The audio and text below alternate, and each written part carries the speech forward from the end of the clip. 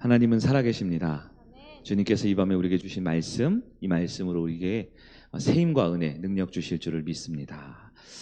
옆에 계신 분들에게 인사할까요? 나는 누구일까요? 인사하겠습니다. 네, 대답해 주세요. 누굽니까? 왜 이런 이상한 인사를 시켰냐면 오늘 제목이 이래서 그렇습니다. 오늘 제목이 로마서 8번째 시간인데요. 내가 누구인지 이제 알았습니다.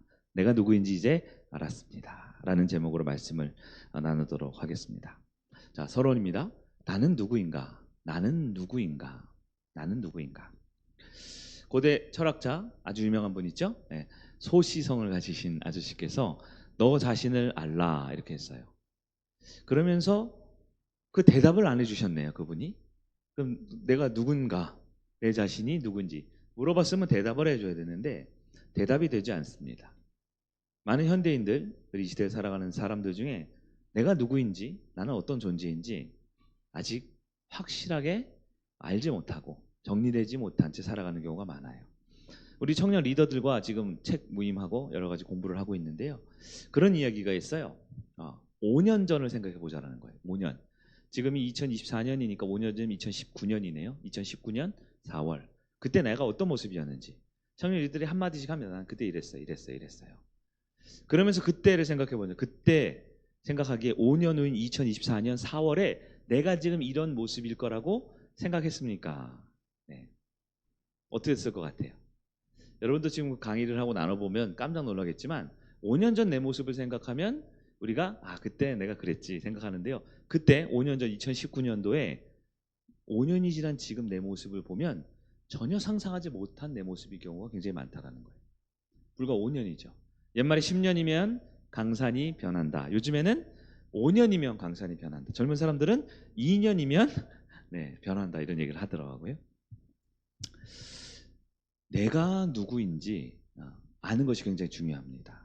내가 누구인지 아는 것이 굉장히 중요합니다. 다행히도 성경은 내가 누구인지를 물어보면서 그 답을 분명히 해주고 있어요. 근데 이게 쉽지가 않죠. 제가 말하는 것처럼 단순하고 쉬우면 될 텐데요. 우리가 로마서를 볼 때 지금 오늘 8번째 시간이거든요. 그래서 잠깐 우리 되돌아보면 첫 주에는 로마서 전체의 개관, 복음이 무엇인지, 복음이 바로 예수님이라는 걸 우리가 말씀을 나눴고요. 두 번째부터 한 6번에 걸쳐서 1장을 우리가 나눠봤습니다. 로마서 1장을 6번 들었어요.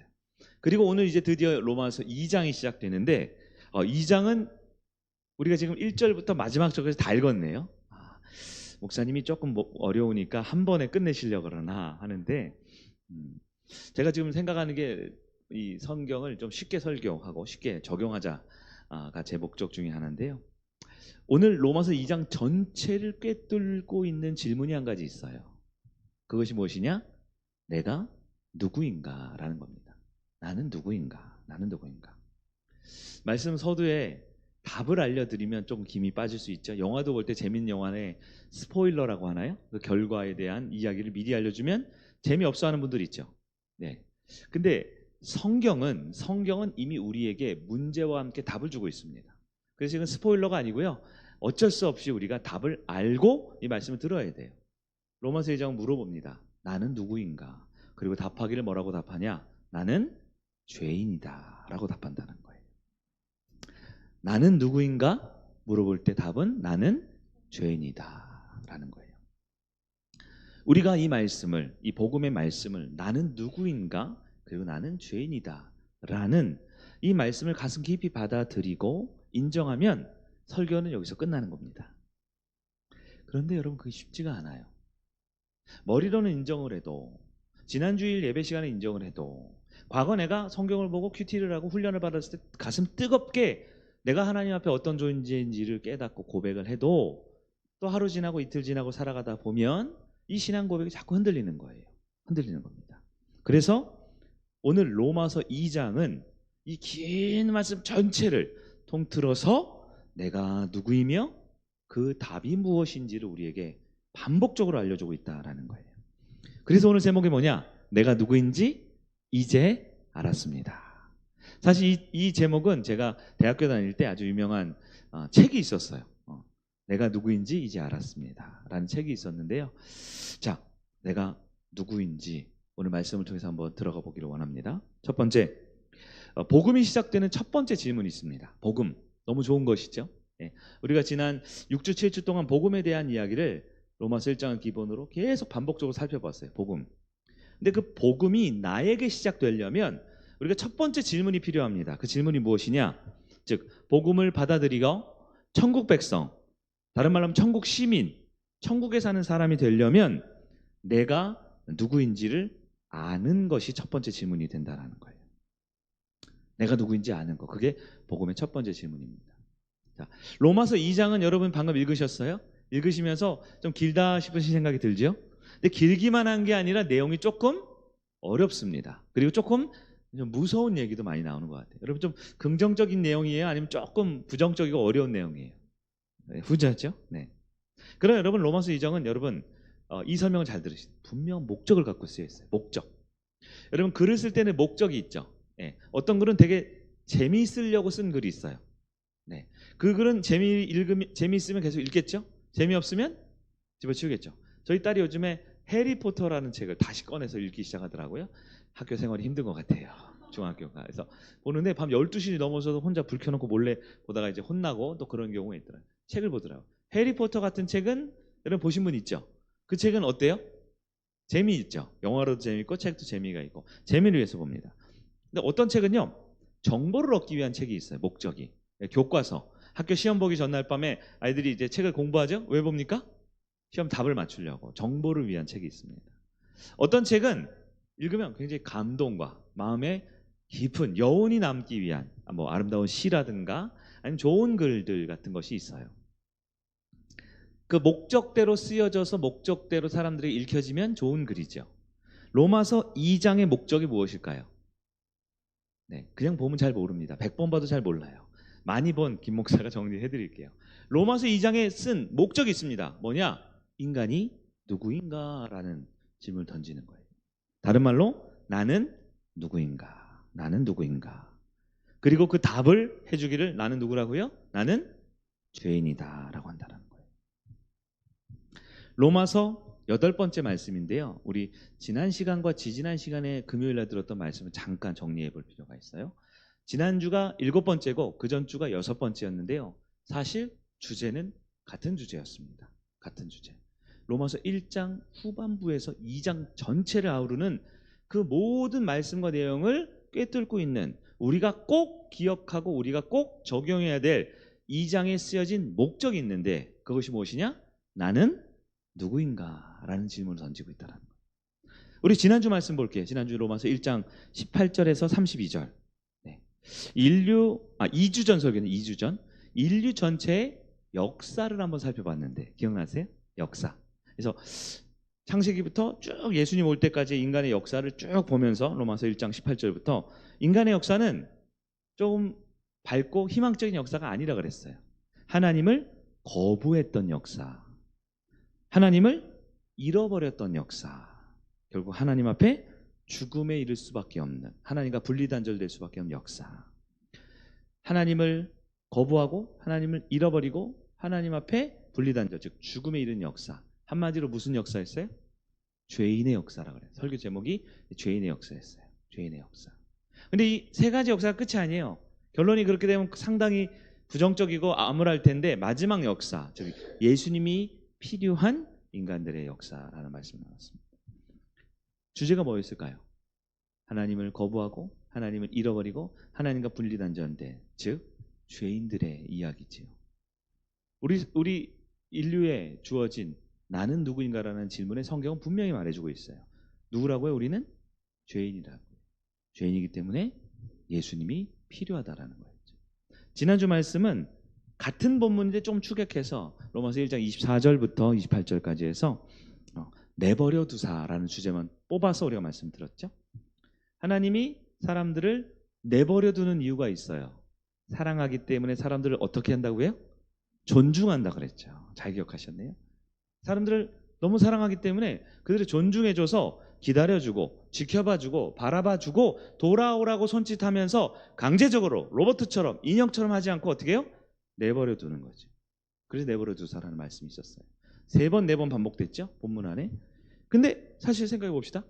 그렇게 사랑하고 그렇게 존중하면 알콩달콩 재밌게 함께 살면 되잖아요. 살 수가 없죠. 왜요? 왜 내버려 둘 수밖에 없습니까? 인간에게 죄가 있어서 그렇죠. 자녀의 권세 때 기억나시죠? 하나님의 중요한 속성 중에 의롭다, 공의의 속성이 있습니다. 하나님은 죄를 미워하시고 죄와 전혀 관계가 없으시고 죄는 반드시 벌하셔야 하기 때문에 인간에게 죄가 있습니다. 그래서 이건 죽이지도 못하고 어떻게 못하니까 어떻게 해요? 잠깐 내버려 둘 수밖에 없는 거예요. 사랑하기 때문에, 존중하기 때문에 버리거나 지옥에 보내는 게 아니라 그 죄인을 잠깐 내버려 두는 거죠. 왜 그렇게 되냐? 우리가 죄를 가지고 있기 때문이라는 거예요. 사실 지난주, 지지난주 그리고 이번 주에 이어서까지 성경 로마서 그 복음의 중요한 1장 5번부터 2장 전체 흐르는 대주제가 뭐냐? 나는 누구인가? 라는 질문이고 그것에 대한 답은 나는 죄인이다 라는 걸 말하고 있다는 거예요. 자, 복음을 이해할 때, 복음을 받아들일 때 첫 번째 질문이 있다고 그랬습니다. 그게 뭐냐? 나는 누구인가? 질문하면 그에 대한 답은 나는 죄인입니다 라는 거예요. 이게 복음에 대한 아주 중요한 첫 관문입니다. 좀 더 가볼까요? 두 번째. 그럼 복음으로 가는 관문이 열렸는데 문만 들어가면 되냐? 그렇지 않아요. 외나무다리입니다. 복음에 이르는 외나무다리. 즉 복음으로 가기 위해선 반드시 지나가야 하는 다리가 있는데요. 바울이 로마서를 썼습니다. 근데 바울이 로마서를 쓸 때 로마의 교인들에게 복음은 이런 겁니다. 예수 잘 믿고 구원 받으세요. 꼭 받으셔야 합니다. 꼭이요. 이렇게 하면 좋을 텐데 굉장히 어려운 얘기를 합니다. 부정적인 얘기를 해요. 뭐 율법을 겉으로만 지키면 안 되고 그건 진짜 유대인이 아니다. 네?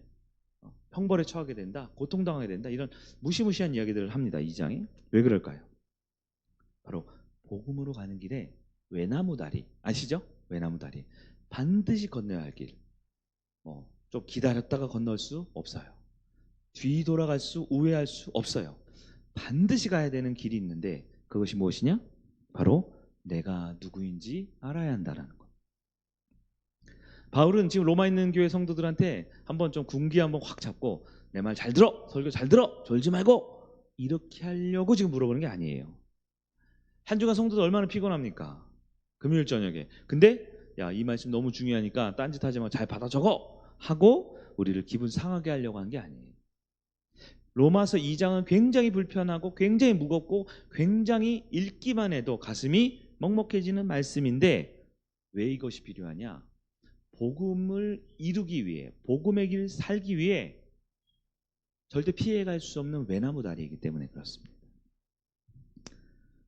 그 질문이 뭐라고요? 나는 누구인가? 답은 나는 죄인이다 라는 거예요. 여러분 어떠세요? 여러분 이 고백 할 수 있겠습니까? 나는 누구입니까? 아까 서로 물어봤죠. 당신은 누구십니까? 그럴 때 이름을 댈 수도 있고요. 직분을 댈 수도 있고요. 이번 주에 있었던 일 될 수도 있고요. 자랑스러운 나의 업적을 댈 수도 있고요. 그러나 나는 누구인가? 라는 질문이 복음의 문 앞에 섰을 때는 유일한 대답밖에 없다는 거예요. 바로 나는 죄인이다 라는 겁니다. 세 번째, 오늘 말씀에 가장 중요한 부분이면서 또한 동시에 어려운 부분이에요. 구원을 왜 받아야 하는가라는 부분을 보자고요. 제가 가장 존경하는 은사 교수님 중에 김세윤 박사님이라는 분이 계세요. 김세윤. 이분이 신약학 교수님인데요. 이분이 쓴 책들이 아주 훌륭하고 탁월한 책들이 많은데 이분이 워낙 훌륭한 대학자이기 때문에 책들이 보통 한 손으로 잡기 어려워요. 되게 두꺼워요. 두꺼운 책들. 근데 이분이 쓴 책들 중에 쉬운 책들이 짧은 책들이 몇 권 있는데 여러분도 들어보셨을지 모르겠어요. 구원이란 무엇인가 이런 책이 있어요. 제 책장에도 이렇게 있는데 두껍지 않은 책입니다. 아마 제자훈련이나 이런 거 했을 때 아마 보신 분도 있을 것 같아요. 갈색으로 앞에 이렇게 돼 있는 책인데요. 그 구원이란 무엇인가? 이번에 제가 어떤 강의를 듣고 하다 보니까 그 김세윤 박사님 이 책을 개정 증보판을 냈더라고요. 좀 더 확대해서. 저도 지금 이제 보려고 하고 있는데 제가 이 책을 많이 읽고 많이 강의를 하고 성도로 나눴기 때문에 원래 나왔던 초판에 대한 내용을 제가 숙지를 잘 하고 있거든요. 책이 이렇게 두껍지 않은 책인데요. 이 책은 되게 심플합니다. 딱 두 가지 핵심이 있어요. 첫 번째는 질문을 해요. 두 번째는 답을 합니다. 질문을 하고 답을. 전반부는 질문을 하는데 이렇게 딱 설명을 하고요. 두 번째 답을 하고 답에 대한 내용이 있는 거예요. 책 제목이 뭐라고요? 구원이란 무엇인가? 첫 번째 질문이 뭐냐? 구원은 왜 받아야 하는가? 이게 질문이에요. 구원을 왜 받아야 하는가? 답은 뭐라고 되어 있을까요? 내가 죄인이기 때문이다 라는 거예요. 여러분 책을 읽으신 거랑 똑같습니다. 네. 아마 김세현 박사님 이렇게 정리 안 할지 모르겠지만 저는 이렇게 정리를 했으니까 이거랑 똑같아요. 질문이 뭐라고요? 구원을 왜 받아야 하는가? 답은 뭐라고요? 우리가 죄인이기 때문이다. 근데 여러분 아주 중요한 오늘 설교랑 연결되는 부분을 짚어볼게요. 보통 사람들이 구원에 관심 있는 사람들 구원에 대한 질문을 던질 때 무슨 질문을 던질까요? 구원이 왜 받아야 하는가? 이렇게 질문을 잘 던지지 않습니다. 구원을 왜 받아야 돼? 이런 질문 안 해요. 보통 어떤 질문 던져요? 구원을 어떻게 받아요? 이렇게 물어보죠. 구원을 어떻게 받습니까? 구원에 이르는 길, 구원에 이르는 방법, 구원 얻기 위해 어떤 신앙생활을 해야 되는지를 배우고 나누고 한다는 거예요. 그리고 가장 일반적으로 구원 어떻게 받습니까? 가장 확실하고 분명한 답이 있죠. 어떻게 받아요? 예수님을 믿으세요. 이거란 말이에요. 저는 구원 어떻게 받아요? 예수 믿으세요. 이게 아주 진리라고 생각합니다. 근데 너무 진리기 때문에 이렇게 책을 쓰면 사람들이 안 보는 것 같아요. 김세훈 박사님은 질문을 좀 다르게 했습니다. 구원을 어떻게 받습니까가 아니라 구원을 왜 받아야 하는가? 여러분 혹시 생각해 보셨어요? 거기 대지에도 있죠. 3번으로 구원이 왜 받아야 하는가? 구원의 필요성에 대한 부분이 있죠. 근데 사실 여러분 구원의 필요성에 대한 질문이 아주 중요합니다. 왜냐하면 지금 이 자리에 계신 대부분의 천국 백성, 천국 시민 구원받은 분들은 이미 구원을 받았죠. 그러니까 구원을 어떻게 받은지, 내가 어떻게 받았는지, 어떻게 받고 있는지, 어떻게 받을 것인지 구원에 대한 과거와 현재와 미래에 대해서 그렇게 크게 의심하거나 걱정하거나 염려하지 않습니다. 않는 거예요. 근데 실제적으로 많은 사람들이요. 구원을 어떻게 받는지에 대한 관심이 아예 없는 경우가 많아요. 왜 그럴까요? 구원이 왜 필요한지에 대한 마음의 질문이 없기 때문에 그렇습니다. 조금 개념이 어렵죠? 좀 쉽게 설명해 볼게요. 자, 어떤 사람들이 복음을 들었습니다. 예수님에 대한 소개를 들었어요. 근데 거절을 하는 분들이 안타깝게도 있습니다. 복음의 말씀을 듣고요. 공동체에 속해서 예수에 대한 선명한 진리를 들었는데 복음을 거절합니다. 예수를 거절합니다. 공동체를 거절합니다. 왜 거절할까요? 왜 거절할까요? 구원받는 방법론을 잘 못 가르쳐서요? 구원에 이르는 길을 제시를 잘 못 해줘서요? 아니요. 구원이 왜 필요한지를 질문하지 않기 때문에 그렇습니다. 그러니까 그 복음을 거절한 어떤 분이 있다라면 그분에게는 복음이 필요하지가 않았던 거예요. 구원이 필요하지가 않았던 거예요. 여러분 대부분 이렇게 물어봐요. 예수님 믿으세요? 교회 다닙시다. 복음을 받아들여야 됩니다. 그러면 아유 저 안 믿을래요. 왜 안 믿어요? 믿어야지요. 그럼 그분 뭐라 그래요? 아 믿으려고 하는데 안 믿어지네요. 안 믿겨요. 뭐 예수가 부활했다고요? 아, 그거 어떻게 믿어요? 뭐 동정녀로 탄생했다고요? 어떻게 믿어요? 아유, 난 안 믿어집니다. 이렇게 말하는 분들 보셨어요? 안 믿어진다는 거예요. 안 믿어진다는 거예요. 근데 믿으려고 했는데 안 믿어지는 분들 있잖아요. 그런 분들은요, 그냥 치킨 사주고 베스킨라빈스 사줘가면서 데리고 오세요. 그러다 보면 나중에 믿어집니다. 왜냐하면 복음이 살아있기 때문에 복음이 안 믿어진다라고 빡빡 우기는 분들이 나중에는 복음을 잘 믿는 경우가 많아요. 근데 실제 이게 진짜 중요한 얘기예요. 복음이 안 믿어지고 복음이 예수의 부활이나 예수의 동정녀 탄생이나 성경에 있는 진리가 안 믿어지는 게 아니고요. 관심이 안 생기는 분들이 사실 가장 큰 문제예요. 관심이 안 생기는. 다시 말해 구원 좋은 얘기죠. 구원받는 거. 근데 구원 꼭 필요한 거예요? 구원? 아이, 그냥 교회에 가서 착한 사람들, 좋은 사람들, 마음에 평안 얻고 좋은 사람들과 관계 맺고 또 나 이번에 어디 개업했는데 그냥 어디 큰 교회 가가지고 좀 뭐 친교도 누리고 우리 외국에 있는 우리 해외에 있는 많은 동포들이 교회 중심으로 보이고 이렇게 하잖아요. 코리아타운 이렇게 하듯이. 구원? 인생에 한 번밖에 없는 인생 꼭 구원까지 받아야 됩니까?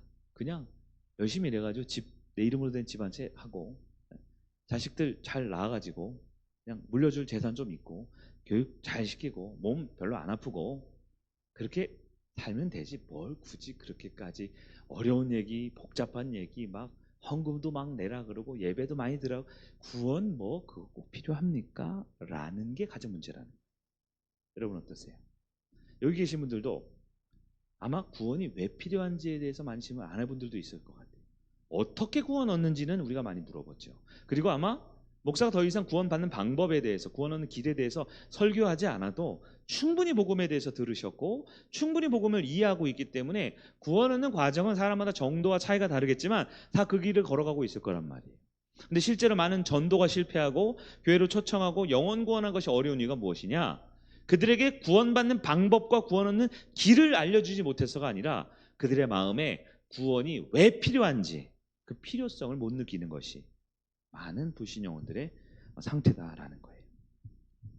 병원에 가는 이유는 분명합니다. 그렇죠? 여러분 병원 가셔요? 안 가셔요? 제가 지지난주 금요일에 허리가 또 다쳤어요. 그래서 지지난주 금요일에는 약간 로버트처럼 있었고 지난주에는 아픈데 참았고 오늘은 사실 편하지는 않는데 돌아다닐 정도는 됩니다. 근데 제가 침을 맞으러 가려고 했는데 어제도 가려고 했고 오늘도 가려고 했거든요. 근데 안 갔어요. 왜 안 갔을까요? 아프니까 가야 되잖아요. 병원에 침 맞으러 가야죠. 근데 안 갔습니다. 왜 그럴까요? 안 가도 살만하니까. 사실은 가서 확실하게 했으면 나을 뻔했는데 안 가도 살만하니까 이런저런 핑계 대면서 안 가는 거죠. 예. 여러분 병원에 가실 때 왜 갑니까? 아프셔서 가죠. 심심해서 갑니까? 집에 에어컨 안 나오는데 병원 에어컨 시원해서 갑니까? 아니죠. 병원에 돈 쓰고 싶어서 갑니까? 아니죠. 아파서 갑니다. 병원 가는 사람들은 목적이 분명합니다. 분명합니다. 그렇죠? 돈 벌어야 합니까? 돈 벌고 싶으십니까? 이유가 있죠. 왜요? 우리는 돈을 우상숭배하는 게 아니에요. 먹고 살려면 돈이 필요하잖아요. 먹고 살기 위해서 돈을 벌어야 합니다. 자식 맛있는 것도 사주고 부모님 효도도 하고 목사님 뭐 아이스크림도 사다 드려야 되고 필요하니까 돈을 벌어야 되죠. 구원이 왜 필요합니까? 여기에 구원이 왜 필요한지 아는 사람들은 여기 있는 것이고 구원 받으면 좋죠. 천국 가면 좋죠. 근데 내가 지금 너무 바쁘고 힘들고 지금 중요한 게 많았어요 하고 구원의 필요성을 못 느끼면 굳이 이곳까지 안 온다라는 거예요. 그러면 여러분 구원이 왜 필요하냐? 그 김세영 교수님의 그 책에 써 있다 그랬잖아요. 서론은 구원의 필요성, 구원이 필요한 이유를 얘기합니다. 그리고 두 번째 파트 답이 나오겠죠? 구원이 왜 필요하다고요? 우리가 죄인이기 때문이다. 죄인이기 때문이다. 책의 내용을 다 다룰 건 아니지만 여러분 내가 죄인이다라는 것은 무슨 뜻일까요? 바꾸어 말하면 내가 죄인이다라는 것은 내가 스스로 구원할 수가 없다라는 거예요. 내가 죄인이라는 것은 구원해 줄 사람이 필요하다라는 거예요. 내가 죄인이라는 것이 분명해질수록 나는 구원이 꼭 필요한 사람이다라는 것을 말하는 것입니다. 오늘 말씀으로 돌아갈게요. 로마서 2장. 사실 오늘은 로마서 2장을 읽었지만 2장에 대한 자세한 말씀은 다음 주에 할 거예요. 그래서 오늘 개관만 하려고 하는데 이 개관이라는 건 로마서 2장에 흐르는 가장 중요한 질문을 이해해야 합니다. 그리고 이 질문은 여러분 기억하셔야 돼요. 이제부터. 언제까지? 주님 만날 때까지. 왜냐하면 복음에 이르는 외나무다리, 복음에 이르기 위한 첫 번째 질문이 우리 가운데 즉 구원의 필요성, 즉 내가 누구인지에 대한 분명한 자기의식이 있는 사람이 복음으로 살아가는 사람이기 때문에 그렇습니다. 복음에 이르는 첫 번째 질문, 복음에 이르기 위한 외나무다리, 돌아갈 수 없고 우회할 수 없고 기다렸다 갈 수 없는 반드시 지나쳐야 되는 그 다리가 무엇이냐? 내가 누구인지를 아는 것. 그래서 성경은 답하기를 나는 죄인입니다 라고 말한다라는 거예요. 내가 죄인이라는 것은 곧 내가 구원이 필요한 사람이다라는 겁니다. 여러분 내가 누구인지 확실히 여러분 고백할 수 있겠습니까? 나는 누구입니까? 나는 죄인입니다. 한번 따라해 볼까요? 나는 누구인가? 나는 죄인입니다. 이 고백이 없다면 예수는 그저 위대한 인물입니다. 기독교는 하나의 종교이고 사람들의 모임일 뿐입니다. 예수가 십자가 달려 죽었고 나를 위해 부활하셨다라는 것은 사실 나랑 관계가 없어요. 그냥 성경에 있는 이야기고 내가 믿고 있는 종교의 한 신념일 뿐 예수의 죽음과 부활은 나랑 관계가 없어져요. 왜요? 내가 죄인이 아니라면, 내가 죄인이라는 분명한 자의식이 없다면 기독교에는 수많은 진리와 교리와 이 좋은 내용들은 그냥 한 종교를 지탱하기 위한 교리들일 뿐 나랑 관계가 없어진다라는 거예요. 왜 나랑 관계 없어요? 구원이 필요하지 않으니까요. 굳이 구원이 필요하지 않으니까요. 내가 예수를 믿어야 하고 복음을 살 이유 자체가 근본 질문이 사라지는 것이기 때문에 그렇습니다. 로마서 2장은 굉장히 길지만 여러분 여유가 되시면 혹시 이번 주 중에 한두 번 더 읽어보시면 좋을 것 같아요. 길지만 우리에게 복음 신앙의 대전제를 아주 집요하게 깨닫게 해줍니다. 내가 누구인지 분명히 알아야 한다라는 거예요. 로마서 1장 후반부터 2장 끝날 때까지 나는 누구인가? 나는 누구라고요? 나는 죄인입니다. 내가 죄인이다라는 말을 다른 말로 풀어보면 나에게는 구원이 필요합니다라는 거예요. 말씀을 오늘 한번 정리해 보겠습니다.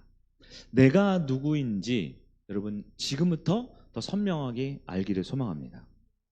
왜냐하면 교회가 어디 있는지 아는 것, 내가 어디 학교에 가면 성공하는 것, 내가 오늘 무엇을 먹어야 건강해지는 것 아는 것도 중요하지. 그러나 우리가 천국 백성, 천국의 시민으로 살아갈 때 첫 번째 관문이면서 유일한 외나무다리와 같은 그 복음의 통로로 들어가기 위해서 반드시 있어야 할, 예수도 중요하고 복음도 중요하지만 이 예수와 복음이 나에게 의미가 있으려면 반드시 있어야 될 첫 번째 질문이 있는데 내가 누구인가라는 질문이고 그것에 대한 성경의 유일한 답은 나는 죄인입니다 라는 답이라는 거예요.